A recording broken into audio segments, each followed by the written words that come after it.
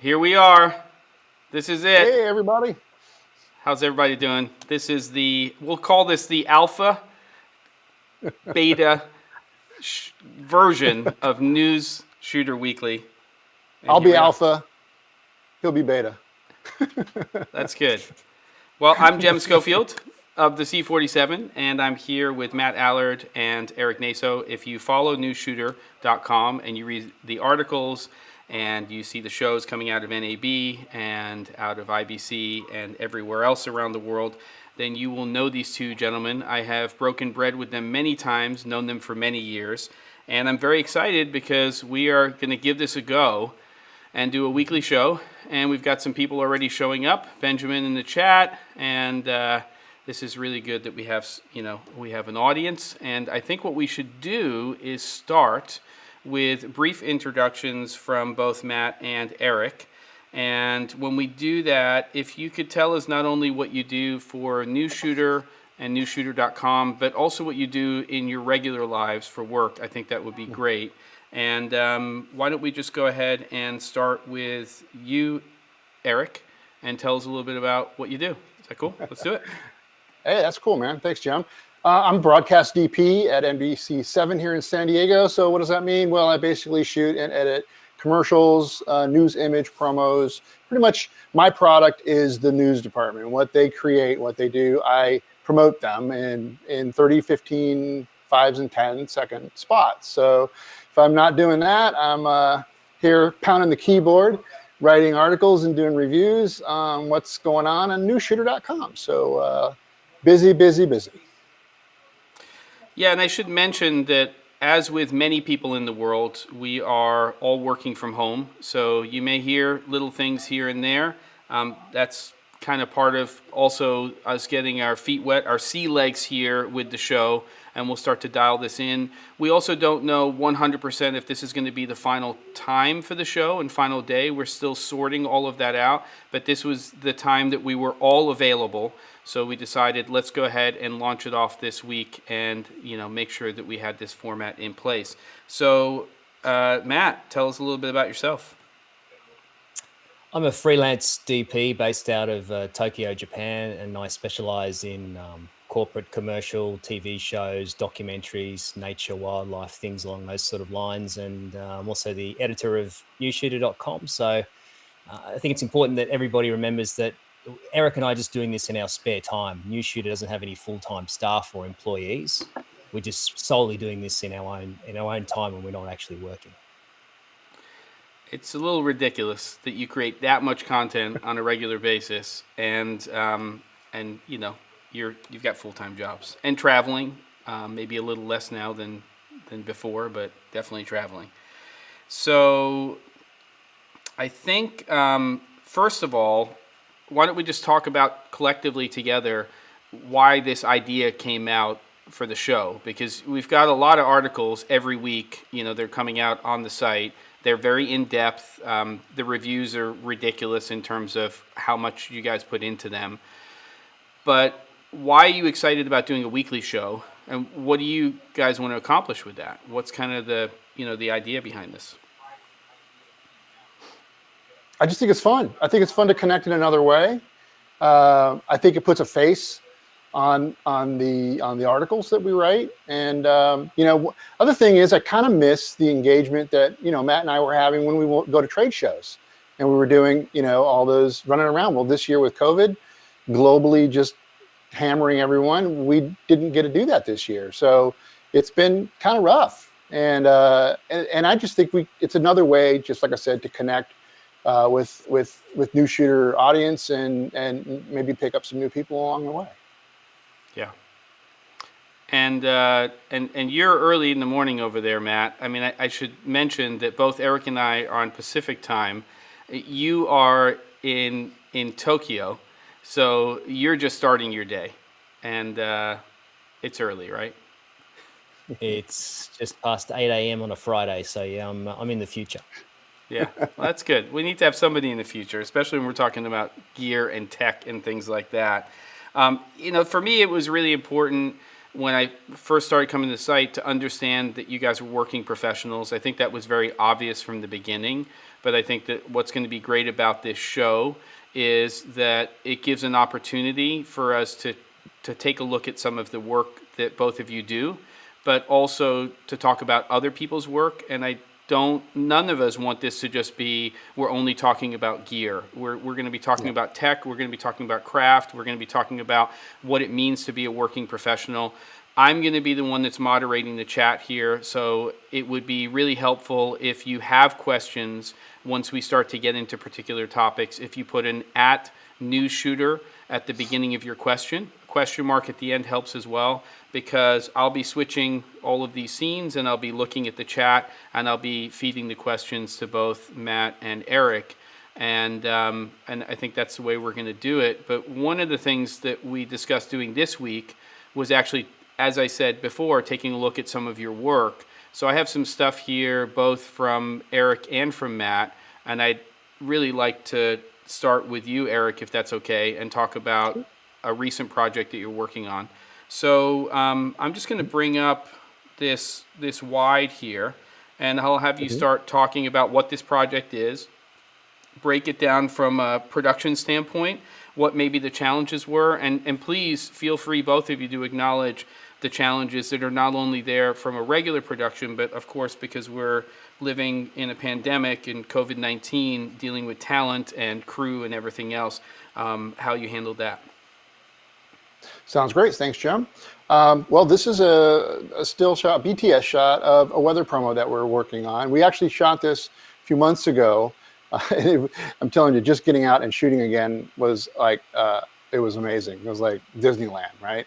I mean, been editing so much. So here, basically, this is a typical shot for me, what I do outside, a setup. That's a 6x6 scrim gym, and I'm using about a 1-stop silk diffusion. And it is, you can really see where the shadow is on the ground, how straight up the sun is, right? It's just really just barely off to the left a little bit there. Those are super challenging situations. So getting a nice big soft source like that really helps just kind of even fill out a little bit. Even though you think you're just sort of like diffusing the top, that light, you could just see it on the left side of her face. The light is really kind of wrapping around it because it's super soft. It does kind of what you get from soft boxes when you use them with lights indoors. So now off there to the right, that is my B camera, and the B camera has the Mars 300 on it. It's a wireless system, a video wireless system, because I'm one-man banding, so I have to be able to see what that camera's doing, because you know what it's like when you're shooting 2 cameras and you don't know whether that one is rolling or not. Chances are it's not rolling or the battery died. It always happens, it seems like. So it's better to make sure you can see what you're doing. As far as audio, I'm using the overhead. It's a Schoeps, beautiful Schoeps microphone. And because, again, we're social distancing through the whole shoot, I have a mask on. I'm keeping my distance. I flew the mic in instead of putting any kind of lavs or hiding lavs, because I can't touch talent. So that was part of the rules. So I flew that in, did all that, and then I went over there and just kind of did a little tweaking to get it just right, because talent isn't wearing a mask on the shot. So let's go ahead and go to the next one. Sure, and you can tell that you're definitely completely midday, because that 6x6 is tabled, and tabled, if you're not familiar with that term, just means it looks like a table, and so it generally means when you're not on an angle that you're probably right at the worst time of day to be shooting, for sure. Yeah. Right. And you know what? It's kind of like I've gotten so used to the idea of, it's always going to be the worst time of day. So it just seems to always work out, because I don't let it struggle. And the key here is that I'm using a Matthews. It's called an expendable bounce board, but they are not really expendable. I don't know why they call them that. Maybe on a film set they are. But in my world, that thing lasts me for years if you just don't throw it in the back of the truck and let stuff bend it up. But that thing is great. One side focuses a little bit more, and then the other side a little bit broader. I tend to use the broader one because it burns the living crap out of talent's eyes. And but I always tell them, man, this is going to make you look really, really good. And they trust me now. The first time they ever get hammered with this thing, they know it's going to be it's tough. But then when they see the results, they're pretty happy with what it looks like. So they put up with it. Yeah, quick question on that. Yeah. I'm just going to interject because I have a question from the chat. How big is the bounce board from Matthews? It's Is a it little a 4x or 3x? smaller, Or I think it's a little smaller than a 4x4. Little okay, smaller. so it's probably between a 3 maybe foot right by 3 about foot and a 4. 4x4. Okay, so Yeah. it's And okay. the benefit here is that it's hard. Soft diffusion, our soft reflectors work really great. Indoors with video, they tend to shimmer. There's always going to be some slight wind, and then you're going to have weird color and reflections going on, various light patterns going on the face with those. I just love hard reflectors. I don't use soft ones at all when it comes to outside work. Yeah, I think it's great advice because as soon as you get one of those, collapsible, reflectors, and you open it up, if there's any wind at all, and you're on anything but the white side of it or the black side, then you're going to start to see that thing move. So that's great advice. Yeah, and I'm getting some substantial fill with that. I mean, it's very, very punchy. You got to be strong. Let's take a look at that. To handle it. Let's take a look at one of your wides here. So this is one of your wides, right? Yeah. So this is the C300 Mark II with, I believe, is the 50 to 100 Sigma. Okay. I'm probably right around maybe I think maybe less than 4, maybe right around 4, 3.5, maybe. Just trying to keep it so that you can tell there's actually trees in the park instead of it being super, super soft. And this is in C-Log 2. And that's my A-Cam. Okay, and then should I go to the graded version of that so we can see it? Or do you want to bump Yeah, to sure. the next? Okay. Yeah, go ahead. Yeah. So you can see cool. now, I shot this in 4K. I always shoot in 4K and I deliver in HD. I always do because of that. You see how I was able to reframe it? I can decide whether I want to put, the bug on the left or the right. I can move them around a little bit. So I try, so I decided for her. I thought the bug looked better on the left-hand side of the frame. And, and I kind of I didn't want to make it too saturated. Just kind of did a little this, little that. I had to put a mask around her face because unfortunately I didn't nail the focus on that camera. It was just slightly off. And, the C300 Mark II, I love that camera, but in 4K, it is soft. It's not that great. Most people don't notice it. I notice it. It just bugs me. So if you don't nail your focus, like I didn't, I had to put a mask around it and I put a little bit of, Gaussian blur, a little bit of a sharpening on the face to make it just so. Because if you do it to the whole image, then you can tell, especially when the out of focus stuff starts looking a little funky. Yeah. Have you shot with your C300? Erik, if you Go ahead. So what would your advice be if you're getting too much green kick coming off a lawn or plants or things like that up into somebody's face? Do you do something about that? If I'm getting too much... If you're getting too much green reflection. So if you're out shooting, obviously underneath trees or you're on grass, is there any tricks or tips that you have for people if you're getting reflective green bounce coming up onto the skin?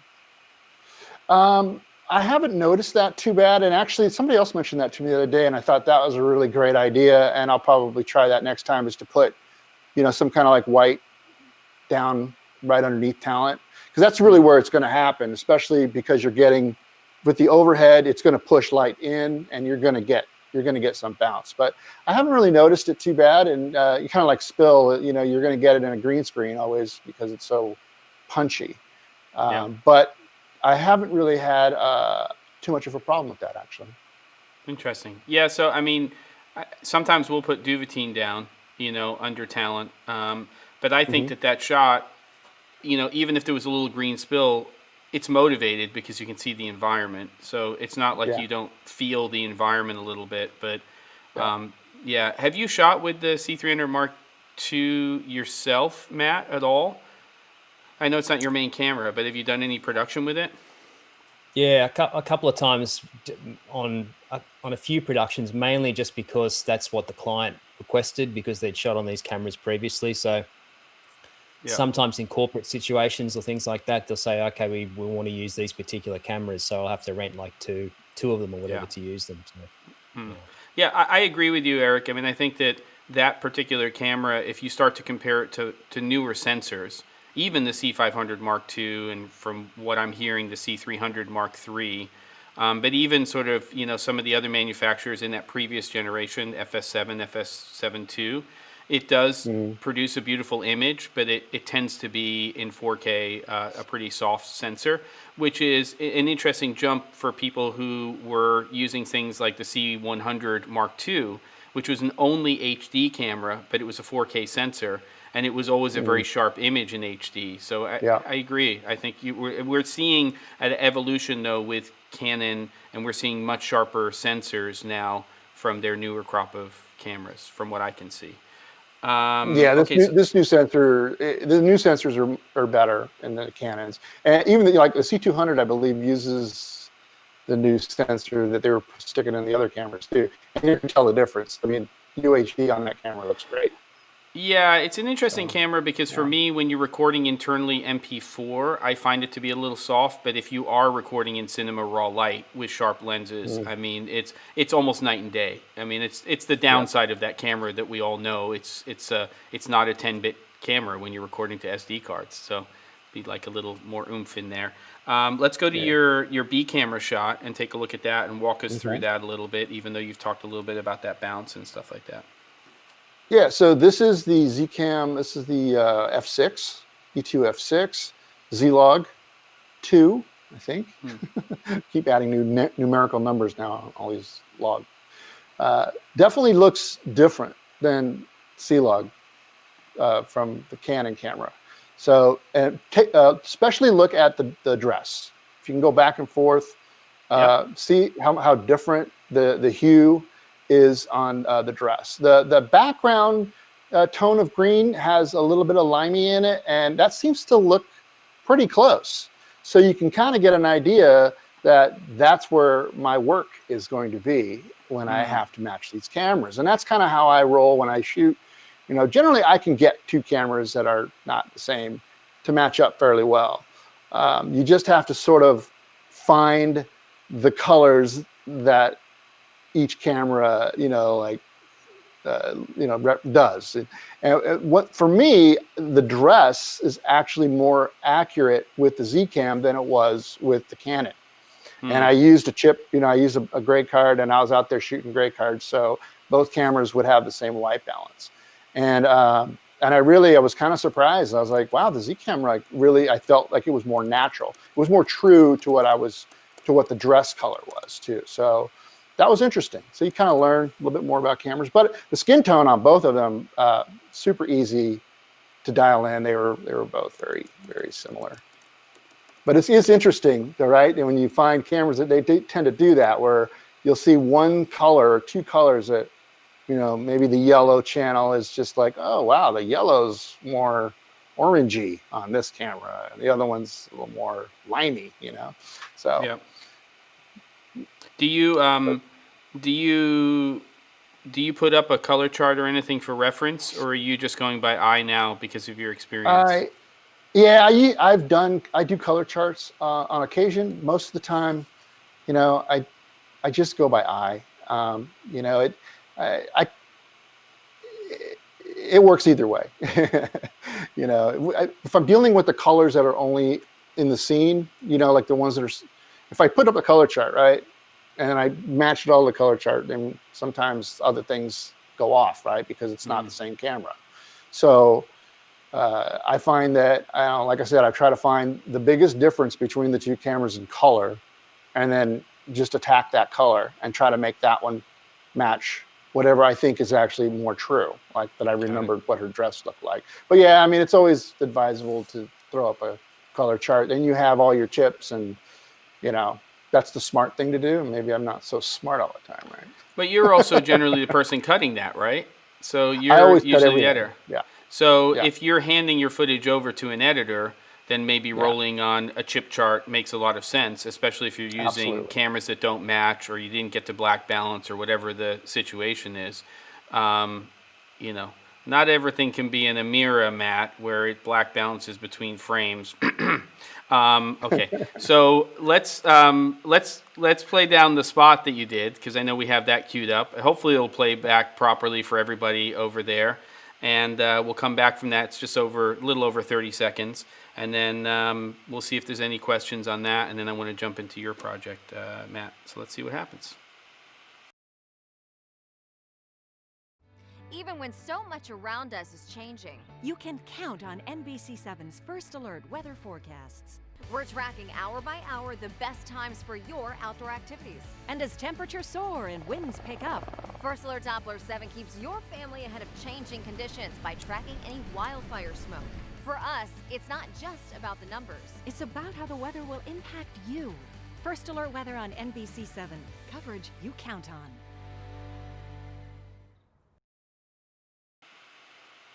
There you have it. All day's Great looking work. spot. Beautiful. Thanks, man. Chris has a comment. He's saying, haha, airy shaming. I'm not airy shaming. I'm just jealous. Let's be honest, Chris. So great spot. And, I do want to, they're not a sponsor or anything, but I do want to just point out, because we do get a lot of questions when I do live streams in terms of what we're using for all of this. And I'm Mac based, so I'm using something called Ecamm Live, and I can't be any happier with the way they're evolving this solution. It's a true app, so it's not cloud-based for live streaming, and so far I've had very, very good success with it. So I'm just throwing it out there if that question comes out. We're using Ecamm Live for the live stream. They're not a sponsor, but I love what they're doing. They're doing a good job over there. Matt, do you have any questions for Erik on the spot? Or I don't have any additional ones right now in the chat right now, but yeah. I think that was a prime example of what Erik was talking about in terms of shooting 4K for HD delivery, because you saw in those spots you obviously had to move people around and reframe and put them in certain positions. And if you do that in HD, you're going to compromise the picture. You have to suddenly crop in or suddenly put them on the left or the right hand side of frame. Sorry, hit the microphone there. It's all good. Yeah, Very good. true. So let's jump into a project. Is it a project that you finished or that you're still working on? I know you can't really talk about some specifics, Matt.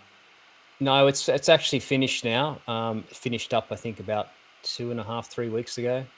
Okay. So Good. yeah, So- it is out there. But yeah, I'm limited as to what I can actually talk about it.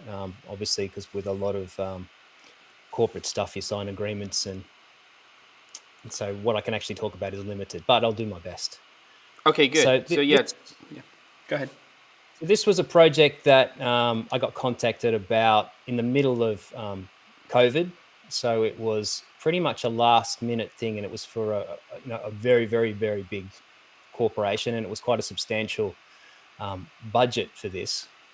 But it all had to be done pretty low key with a very small crew. So it was just myself, a camera assistant, and a producer. And so there was a bunch of guidelines that were given for what they were actually after and what we had to actually accomplish and come up with. But basically from the first initial meeting, which was with about 20 or 30 people on a Zoom call, is that we basically had to start shooting within about 8 or 9 days of that initial phone call to actually meet the deadline, because it was quite a large project. So I had to come up with one 10-minute film, 7 2 to 3 minute films, and 12 25 to 30 second spots.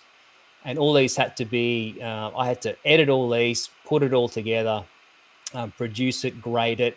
They needed subtitles because this was going out around Asia Pacific area. So it had to be done in 4 different languages.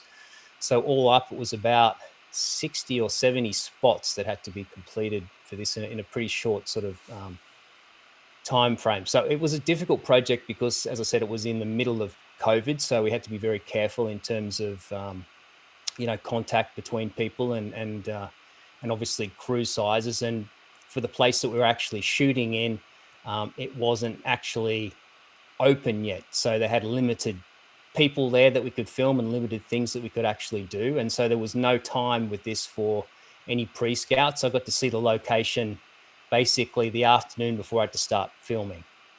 So a lot of it had to be thinking on your feet, and coming up with something. But this was it was quite a daunting task because it was a lot of responsibility on my shoulders, because you have to come up with this finished project, and they're putting everything in your hands, because obviously the people couldn't come out from overseas to oversee this. So they're relying on you entirely to come up with everything, and you just hope you get it right and it's what they like, because if not, there's a lot of money being invested. So it was pretty daunting. So yeah, there's just a shot you can see there. That's the camera I use all the time. Arri Amira, had it for the last 5 years. It's my bread and butter camera. I use it for absolutely everything. This was just some sort of Atmos shots that were done outside, and I guess you can probably move on to something else, Jem, because that's not terribly exciting. Yeah. What are you lensing?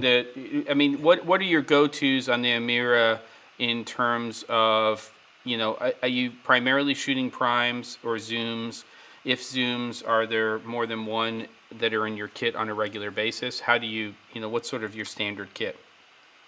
Yeah, it depends on the project, obviously, as to speed and what needs to be done, and things along those lines. But my 3 prime go-to zooms that I use are Ongino Optimo style 16-40 and 30-76, and a TLS 80-200 T2.8. They're my 3 go-to zooms, and then I also have a few Takina Vista Cinema primes that I use for other type of stuff, and I'll hire lenses in if I need to for certain projects. But it really depends on if you're working by yourself or in small crews. Zooms are a lot better, in my honest opinion, because you can't go stuffing around, particularly if you're running matte boxes and filters and things like that. You can't, every time you have to take a prime lens off, you've got to take the matte box off or remove the matte box, put it back on. These things are pretty slow. So in projects where you've got limited time, you've got to make a compromise. Sometimes I usually use a compromise of both. So I'll use both zooms and primes. I don't just like going with one or the other. You pick the right tool for the job. Yeah, but obviously you're also using zoom lenses that are not, zoom lenses that are used for still cameras. You're using ingenue, high quality, relatively large zoom lenses. So, and I'm assuming you're using them primarily as variable prime lenses. Is that correct? Yeah, so absolutely. The Ongino Optimo styles are actually pretty small in terms of cinema lenses. They're pretty easy to use for a single solo operator because they don't have a very large barrel. They're still a very large focus throw. But I find for a lot of things, I'm not an autofocus guy. I like doing everything manually, and I don't like using lenses that breathe. I hate that image shift that you see. So that's the primary reason, these are still pretty expensive lenses. So I have to invest a lot of money in these, but I know they're going to last me a long, long time. So that's the thing for me. Cameras come and go, but I would rather invest my money in high quality lenses that I can shift across to different cameras. Obviously, my primes are all going to cover largely in full frame, but my zooms are, 2 of my zooms are only S35 coverage, but I'm not really too concerned about that because any of the large format cameras, usually have the S35 modes inside them anyway, so you can use them. And there's a lot of companies bringing out expanders now, so you can still use these lenses. Yeah. So it's a compromise, because if you go with a full frame capable cinema zoom lens, they're ginormous, and then your focal range is very, very limited. So it's a compromise for the type of work that I do, which is a lot of documentaries, wildlife, and things like that. I need range. So that's why I stick with sort of S35 zooms. Yeah, I think that's one of the reasons that people have also, on sort of the lower end of the camera market, even though EMount is a tough sell because it's EMount, so it's not necessarily as easy to adapt to other cameras. But those Fujifilm 18-55s and the 50-135s are parfocal. Their size, their weight are extremely conducive to small crews, and I think that those are kind of little rock star lenses for people who are especially locked into an EMount camera system. You know, I wish we could see more of that coming to the market. I wish they would make them an EF mount, but they're not going to, and they'd have to redesign it if they did, of course, in some respects. Cool. In general, I also, for me to add on to that is, in general, I also would prefer using zoom lenses on, even for still zoom lenses. Like the 24-105 is a bread and butter lens for me. I'm fortunate enough to have a parfocal version of that one. And I mean, I'll use the heck out of it. And I don't care if it's f4. I just shoot at f4 all day long and ride my ISO. But the amount of shots that I can get, and I think, Matt and I both come from photojournalism backgrounds. So I want to get as many shots as I can. And I always feel like I'm missing a shot while I'm, messing around with lenses. So if I have to have five primes and things are happening around me and I've got 2 lenses in my hand and an empty, and a camera that doesn't have a lens on it yet, it drives me crazy. So I tend to shoot zoom lenses all around. I think it's just part of that ENG background that I have. Yep. All right, Matt, let's talk about this shot right here, because I want to know what the heck is going on with your mirror. What is this? What is going on? Is this an actual shot, or are you taking a tea break? This is an actual shot. This is looking straight up at a lighting fixture actually that was there. So there was a lot of interiors involved with this shoot as well, and you have to be careful because the client's requirements are quite strict in what they want and what they want to actually sort of show. So you can't go super wide. You can't use lenses that distort. So if you're using something that's very wide, you can't have those corners of the frame, like walls and things like that, suddenly take on distortion, because that's not in the client's sort of like guide handbook. So for this was the Ingenue 16-40 that I'm using here, and to get enough width, basically I had to have the camera on the ground. So the thing with using this is a big V-Lock battery on the back, is that it balances perfectly, right? I can put that camera straight on the floor like that and it'll shoot straight upwards, and it's like a virtual hi-hat. So again, it's with any type of shooting, it's about compromising and coming up with solutions to problems about how to get a particular shot. I mean, it wasn't quite low enough on the tripod, so I needed to just, you move around and you have a look through your camera to work out what the best angle is to see what you can achieve. And for this particular case, that's just how I happened to shoot this shot. Well, cool. So also, just to kind of continue that conversation about zooms, Benjamin has a comment that he's had good luck with the Zeiss 21-100. If you're not familiar with that lens, it's a lens that it's a T2.9 to a 3.9. So it does ramp, but very gradually as it goes from 21 to 100. I've shot with it. Have either of you ever shot with that lens at all? Nope. Okay. Well, it's definitely a lens that's in rotation for people. I think that, the idea when they made it, to my knowledge, is it was going to be for doc. 21 is hard, and we can have this discussion if you want, but 21 is hard when you're shooting doc and you're relying upon one lens for that coverage. Of course, if you made that lens a 16 to something, or you made it an 18 to something, we know that things can change in terms of the size of the lens. When you're going Super 35, to me, I really want to have at least an 18, but I don't know how you gentlemen feel about that. Any thoughts on that?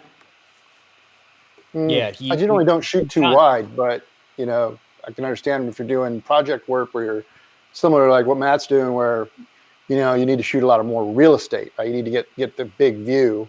Wide lens definitely comes in handy, but you're gonna pay for that, and it's gonna be heavier. So there's trade-offs to having longer range as well. What about you? What were you gonna say, Matt? Yeah, you can't have your cake and eat it too. I mean, the physical optics that are involved in creating lenses like this, there's major limitations, and in terms of everybody wants that magical 18 to 300 mil 2.8 lens that costs $800 and weighs 1.5 pounds. It's just not physically possible to do that. So sure, I would love a lens that was actually only had one lens that covered all three of the lenses that I have, but that would result in a massive compromise. And I don't even think a lens like that actually even exists. And even if it did, if something could cover 16 to 200 range, I mean, that lens would be, would probably weigh 30 pounds and cost $135,000. So it's compromising, and it's finding zooms that work for the type of assignments and jobs that you actually do. So whether you're doing a lot of stuff that's off the shoulder where you're going to need a wider lens, or you're doing stuff where you're shooting a lot of stuff on a longer zoom, it's about finding those right matches that work for you, because not everyone's different. Not everyone's going to shoot on a wide lens. Not everyone's going to need to shoot on a long lens. You need to find that money, or not find that money, but find that lens where you're willing to spend the money that covers the majority of, the type of work that you're doing, whether it's mid-range, wide, or long. Well, Jem has a lens Sherpa with him when he works. So, he doesn't care how big and heavy the lens is, because that's right. He's got a pack, he's got a mule and a Sherpa to carry all the gear, right? So I just keep having children, that's how we're going to handle this whole thing. But none of them want to be in production. I just had my 16-year-old work on a production with me because it was a lot easier during COVID. And she knows enough, and within a week she knew a lot. But at the end, she's like, I never want to do this again. I hate what you do, Daddy. This is what you do? Oh, this is awful. So I would like to scald Digital Filmmaker, because this person knows better to not put at Newsshooter at the beginning of the question. But I think it's a good question, and it goes back to something that you had mentioned earlier, Matt, and is, do you guys use S35 mode on full frame cameras to get more reach out of lenses on a shoot, or do you stay with one mode pretty much per project?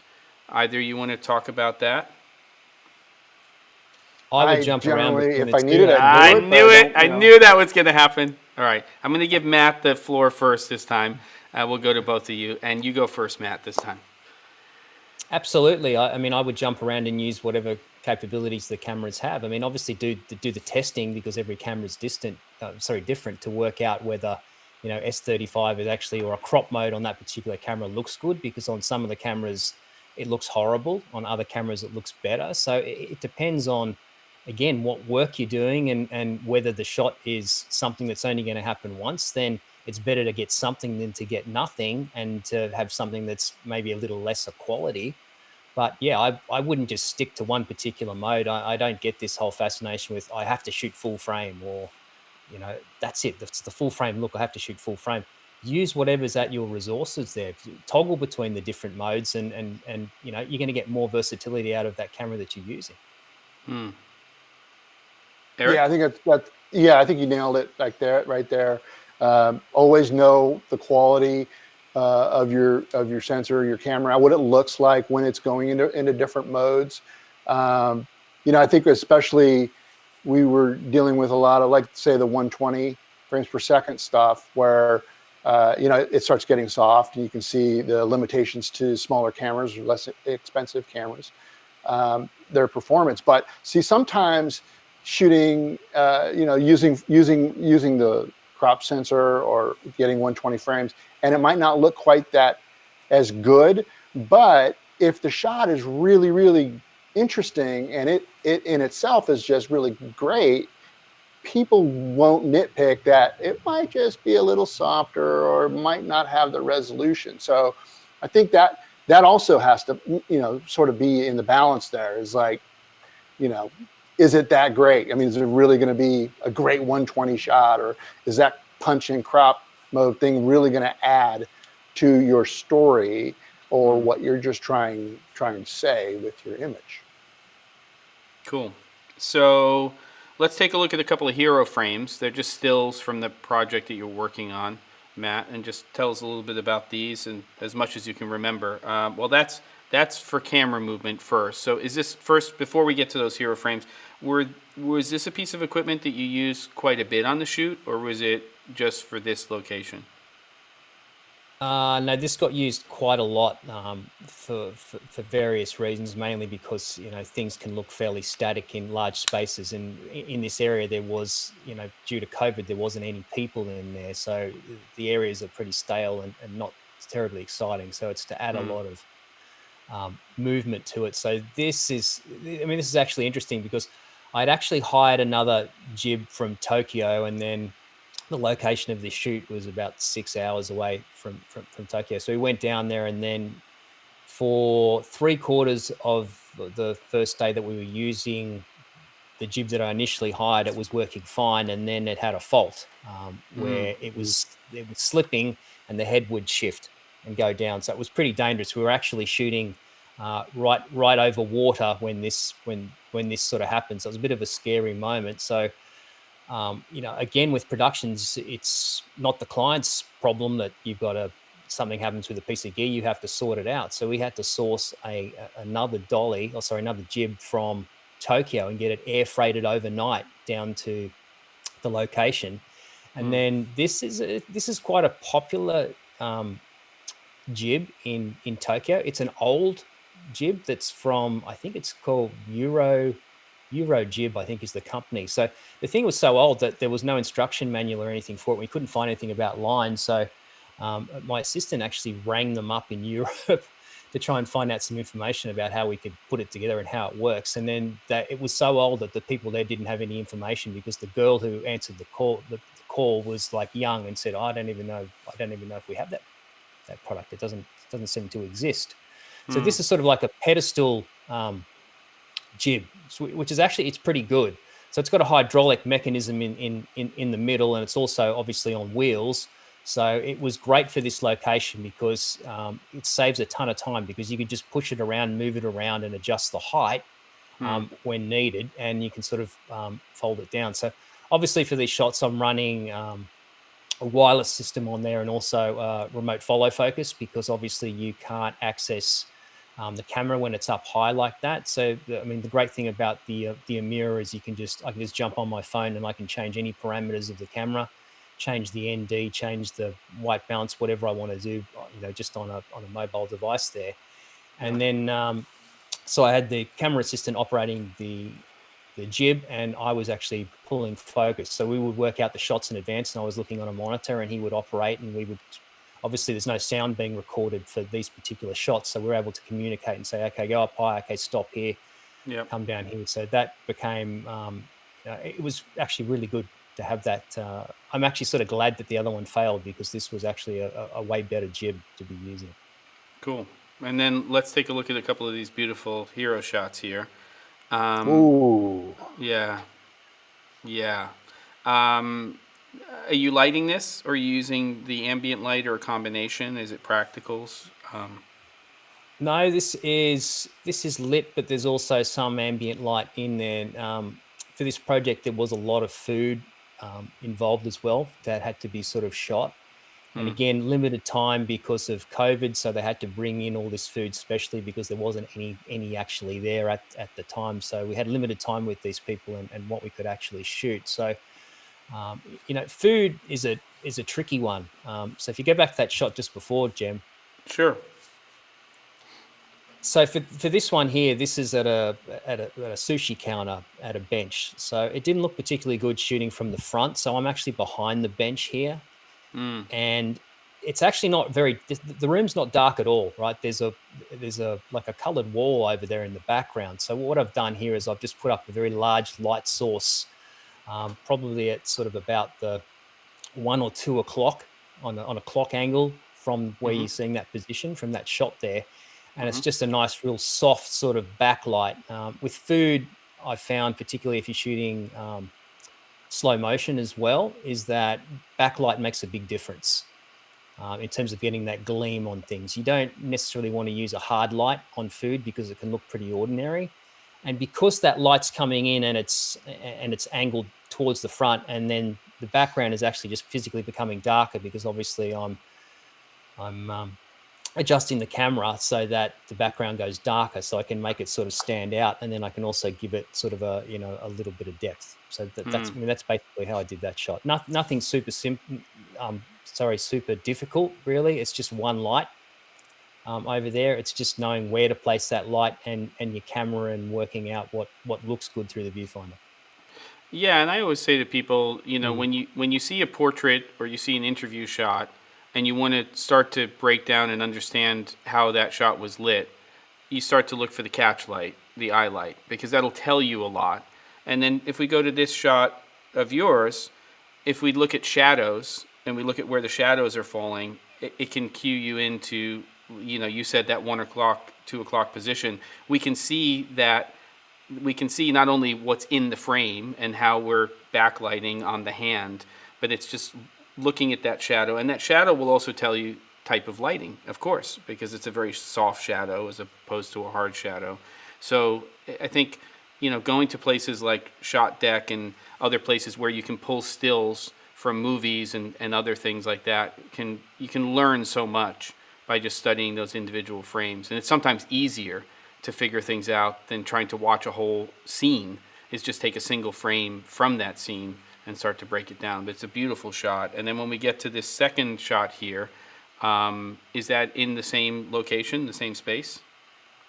No, that's in a different space. This actually, with this one here, that those out of focus areas that you're seeing in the background there is actually like a glass cabinet.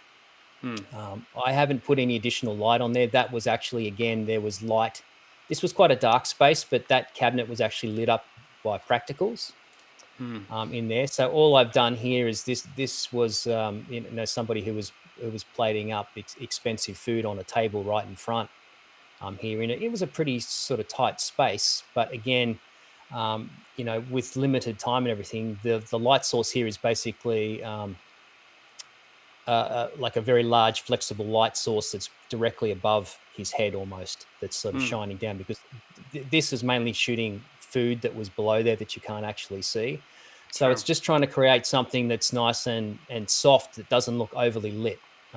Again, the brief from the client was they didn't want anything to look forced in terms of lighting, and it all had to look fairly natural. So I think this was Takina Vista 85, I believe, fairly wide open, probably at like T1.8 or something along those sort of lines. And again, it's about finding a frame. I mean, I purposely put him in a position like this so when I could get tight shots like this, because it was a dark space, I don't want him to be in the middle of nowhere, right? Otherwise, he's standing there in a black abyss. So I put it there so that those little glass cabinets that were in the background that have the practical lights in them, are reflecting off. So it just gives you a little bit of something in the background there and adds a little bit of character. And you're not center framing someone. You can offset them slightly just to make it a little bit more of an interesting frame. Awesome. Beautiful. Yeah, really nice. Yeah, really nice. And another great tip, it's just creating depth. It's putting something there, taking people out of the abyss, and whether you're setting that as a practical, throwing up a couple of MC lights from Aperture, or you're setting practical lights, or you're just making sure that you're framing things in the background that are creating some of that depth. I mean, we talk about that term cinematic a lot. A lot of it is creating layers of depth, so that that you're breaking up that frame and you're doing things like that. So it's beautiful. I have to be official for a moment, but not really. But these shows don't just make themselves. It's the contribution of you guys and everybody else, but also, ta-da, our sponsor for today, which is MZ. So if you're learning filmmaking and you're an aspiring filmmaker, you're a professional, cinematography, sound design, all that kind of stuff. Huge library of content there. And interesting to note, which I don't think a lot of people know, it is the official educational channel for ARRI. So if you want to access ARRI's education on their camera systems and the equipment that they have, then MZ's the place to go. Less than $25 a month to have access to the whole library. They keep adding stuff, blah-de-dee-blah-de-dee-blah. That's my official pitch. I like those people over there. They know what they're doing. I've contributed to the library as well, and check it out if you don't know anything about MZ. So there you go. So gentlemen, to me, this is the bulk of this show, but I do want to at least bring one thing out from the, from from the Newsshooter site, which is going to be, we talked about it yesterday when we were kind of doing a dry run, and there was an announcement for Final Cut Pro 10 or X 10.4.9. And I don't think that's the discussion. To me, the discussion is, I don't know, I think it was 2 or 3 months ago, Scratch from Assimilate, kind of out of nowhere, there was this article or something that said, oh, you can access ProRes RAW features beyond just it being ProRes RAW. And I just thought it might be, it might be worthwhile to have a discussion about how you feel about that. And maybe I'll start with you, though I'll have both of you up in the frame. I'll start with you, Matt, in terms of what your thoughts are on, this evolution that we're starting to see with ProRes RAW. It's an interesting one because I think the functionality was always there. It was just for some reason Apple chose to hide it away or not use it. Whatever their reasons may be for doing that, I mean, I'm not quite sure. Maybe because they were trying to target Final Cut Pro at novice users or people getting into the industry for the first time. They didn't want to complicate things because their sort of whole message with ProRes RAW originally was the benefits of RAW with the flexibility of ProRes or something was their sort of the official marketing line. So it's good to actually have this in there now.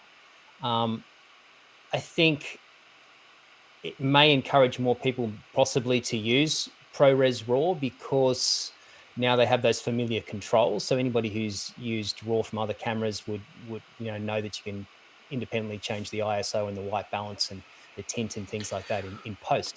So now you can actually do that, and that's probably going to force maybe a few more people to use ProRes RAW. I think the problem still is that it's, we've got this battle between Blackmagic RAW and ProRes RAW, and then a bunch of other proprietary RAW formats, and no one's sort of supporting all of them. So it's a bit of a problem because it's forcing you to use a particular program or go a particular camera. It's not sort of universal. I wish it was. I wish we didn't have these sort of internal squabbles with different companies not wanting to support various formats. But again, it's going to be interesting to see how ProRes RAW goes moving forward. Erik, for what sure. do you think? I think it's exciting for ProRes RAW. Unfortunately, it has been moving very slowly in development. I mean, it came out and it was just gangbusters and everybody was super into it, but we found that it's going to be a while before you can actually do anything with it. Yes, you do have to record externally, so that does add to it being more kind of a hassle, I guess you could say. So at that point, I had to think, well, is it worth it? Like adding the external recorder, and yes, we do have to use monitors most of the time. But there's just something about using HDMI and having to depend on the recorder for getting the image. But having these new controls and opening it up the way it should have been early on makes me kind of want to shoot with it more because I like those types of controls. I like being able to have those options that weren't available to me before. So I think it's going to help. It's going to help a lot. Unfortunately, I don't think we're going to see ProRes RAW available internally due to patent issues. So you're just going to have to warm up to that idea of it being an external recording format. But you know what, man, we got it so good, right, Matt? I mean, we get 10-bit now in small little cameras. We have the internal codecs are better now. Everything is so much better now. I wish I had what you guys have now 10 years ago, where we were shooting crappy 8-bit codecs because the cameras that had all the good codecs cost a fortune. We couldn't really afford them. So, things have just opened up amazingly in the last few years. And, it's really kind of hard with a straight face to really complain about cameras right now. But we still are. And there's still a lot of complaining out there. So, I mean, I think, it is exciting that we see that evolution. We'll have to see more support. DJI, of course, is the one company that does have ProRes RAW internally in their camera. Maybe there's more than one, but they seem to not care in that one camera. Because it's flying. Yeah, because it's flying. So just a couple of things to address from the chat, because we're almost close to the end of the hour. The one thing I want to say is that this is sort of our beta show. It's our first show. But Newsshooter and Newsshooter.com is about community. And it's about learning, and it's about getting information that helps us go out there and become better at what we do as professionals. I'm going to ask, though I can't control it, that the comments inside of the chat stay above board. They're glass half full, that they're about going forward and being positive. I'm seeing one or two comments which I'm not super happy about. I don't think it has a place in a show like this. I think that the idea here for the chat is for us to help you, and for Erik and Matt to take their knowledge and to share that knowledge. They take their time at newsshooter.com to do this aside from their regular jobs. They're not making bank, as they say, by being a part of Newsshooter. This is a labor of love for both of them, and it's a lot to juggle when you're doing what we're doing in this industry, and also fielding the fact that there are a lot of opinions out there. There's a lot of ideas, but there you go.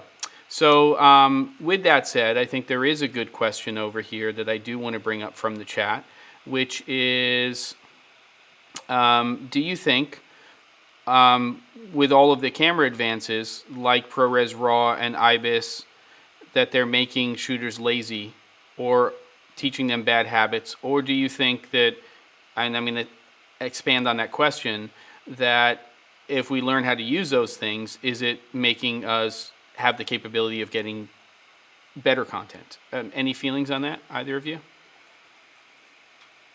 Yeah, do it. No. You have to embrace every technological advancement that you can get your hands on. Just because you have autofocus doesn't mean you have to use it. Just because you have image stabilization, with IBIS, it doesn't mean that you're not going to use a gimbal. I mean, take all of this great new stuff available to you in these cameras and exploit the living heck out of it, and don't use it when you don't need it. But no, give me everything. I don't want to go back to the days where all I have is, just a manual lens and now no, electronic ND filters come on, technology is your friend. You have to embrace it, use it when it's appropriate, and just make great content. It doesn't change your story. It doesn't, that's not going to change. It's just, it might give you an edge on how you're going to get it done. Maybe you don't, that's the way I look at it. Just embrace it, use it when it's appropriate. Matt? Yeah, I'm with you, Erik. I totally agree. You should utilize every type of technology that's available out there. And just because something doesn't work for you doesn't mean it's not going to work for somebody else. Everybody's different. What works for you, what works for me, what works for somebody else is going to be completely different. There's not one piece of kit out there that's suitable for everybody. It's about picking the right tool for the job that works for you. If you're someone that needs autofocus, great, use a camera that's got autofocus. If you're shooting a lot of handheld stuff without a tripod and you don't want it to be shaky, then get a camera with IBIS. As you said, you don't have to use these things. You can turn them off. The more features, the better, as far as I'm concerned. You shouldn't be limiting yourself by saying, oh, I don't need this or I don't need that. Technology is about moving forward, and with that comes things that you may or may not want to use. But I'm happy to embrace anything that comes along. If it gets to the point where something becomes usable for the type of work that I do, I'll jump on that straight away, because it doesn't make any sense as a DP to limit yourself just because you don't want to use a particular piece of technology. If it works for what I want it to do, I'm going to jump on that with open arms. Yeah, I mean, I would say that when we take a look at our industry as a whole, our crews are getting smaller. We're being tasked with doing more of everything. And there are going to be times where you have to throw out that whole idea of everything has to be manual focused, because are we going to be able to make our day? Are we going to be able to do that? And we're really coming into the golden age of autofocus capability too. I think this last 6 to 12 months is starting to show us the promise of something that once we start to learn our camera and we can go in and tweak things, that we can actually get usable racks. We can get, shots that feel more natural. and it's just going to keep evolving from here. We know that Canon and Sony are really at the forefront of that right now, but there's companies like Fujifilm that are coming up pretty quickly, and it'll be interesting to see where companies like Panasonic go with autofocus. I mean, they're even putting autofocus capabilities into a Komodo from Red, and we'll see how that evolves. But it's there, at least, there is something there, but I think camera manufacturers are starting to realize that this is a feature that for a lot of people may need to be in the camera. They're not going to use it all of the time. That focus guide in Canon cameras when I'm shooting manual is really, as they say, the bee's knees. It's just amazing to be able to use that and have confidence. And I'd like to see those types of tools coming into other manufacturers' cameras as well. But speaking of Panasonic, we do know that next Tuesday, there's an announcement for the already named S5 camera, and I think that is obviously going to be the topic that we're going to be discussing next week. We are going to very temporarily say goodbye to our friend Erik Naso for a couple of weeks because he's going to get some much-needed R&R and recharge, and so he will be back not next week, not the week after, but the week after. So 3 weeks from now, he'll be back with myself and Matt on the show. I would keep tuned in to Newsshooter.com and also social media for when the time and the day is going to be of the official show next week. It definitely won't be before Tuesday because we want that event to happen, and we want to settle into our final time in the next week or two and day for this show. And I'm excited about where Panasonic's going. I'm interested to see what this is all going to be. I personally haven't gone to a lot of the rumor sites, so I don't really know a lot about this camera except for what we were discussing on my other live stream yesterday and little dribs and drabs. But I think it's going to be an interesting conversation, and maybe we'll get somebody else in with you, Matt, next week. We'll see how that works out. Any last words from either of you gentlemen, just to wrap it up, because this is going to be an hour show, and we're basically at the hour. What you got for me, Erik? Well, if we want to talk about cameras, because mirrorless is really starting to take off, you have to remember that they're all filling in their lines, their lineup, right? So Canon with their EOS R, they're starting to fill in that line. Panasonic's going to do the same thing now with the S, and so think about that when you're looking at all these new cameras and wondering, like, why does this not have that spec and why does that one not? That's because they're building a lineup, and it's going to be tough because it's a whole new lenses and mounts, and we're going to have to struggle with options big time in the next 12 months. Yeah. How about you, Matt?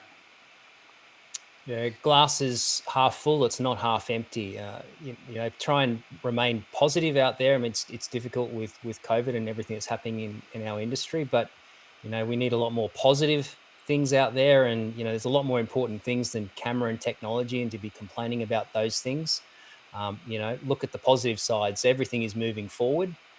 People are never going to be happy with whatever anybody does, but the choices that we have out there are incredible. I mean, as Erik said before, I'd give anything to have some of this tech, 10 or 15 years ago. There really isn't any point in complaining about cameras in 2020. There's a camera out there that's going to get the job done. It's not the camera anymore. It's how you use it. The equipment's just a vessel to get you to your final destination. And with those wise words, we end our first episode of Newsshooter Weekly. Well done, gentlemen. Great conversation, and I'm really glad that we dug into your work more than I even thought we would. It's great to talk about the big articles and the equipment and stuff, but to me, it's about the work we're producing, the things that we're creating, the stories that we're telling. And, in the end, like you said, Matt, these are just tools. We've got it so good right now. But we're still going to talk about that S5 next week. And we're gonna find out what's there. And thank you both again for this first episode. Erik, have a great couple of weeks off, and we'll see you in a few. And Matt, I'll see you next week sometime, probably in the middle. And thanks, everybody, for watching. Take care. See you, bye.